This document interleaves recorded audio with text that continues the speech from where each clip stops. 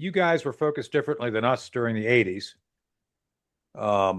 One of the things as a very young lieutenant I learned in officer basic was the full to gap scenario. Most of us were taught as lieutenants in the Army two things: air land battle, which is kind of the concept of integrating everything we have to include y'all, and then intelligence preparation to battlespace, which is really I think it's the gold standard. I don't want to say that in a bragging way, but Right. IPB, Army's IPB is becoming kind of the gold standard for everybody to use. It's used across all service lines, and I think it's very effective. I'm a big proponent of it because it allows you to take facts and link known doctrinal formats to the situation and kind of come up with a really good assessment. I think it's very good. But the point of going back to 83, 84, Pete, is that we knew that the moment the Soviets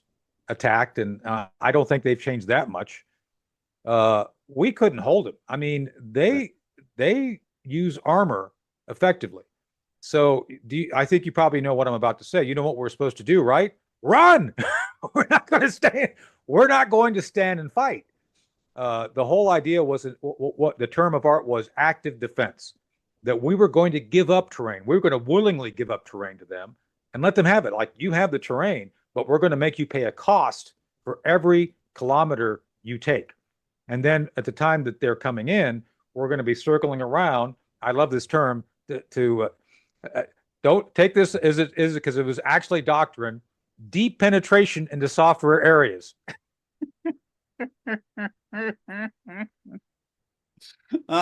It's all true. It's true. It's doctrinal, right?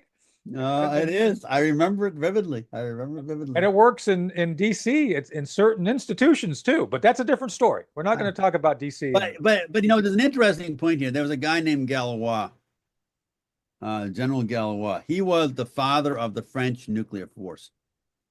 And I was just reading about him today. Gallois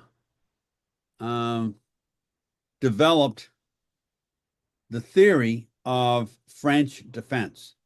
The French deliberately, in the rest of NATO sort of knew, the French deliberately in the early 60s withdrew from the military side of NATO.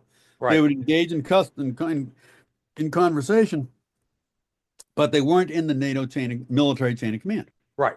For a long time. For a long time, until just a couple of years ago, if I recall. Yeah. The reason for that was the French wanted, and the guy who really did this was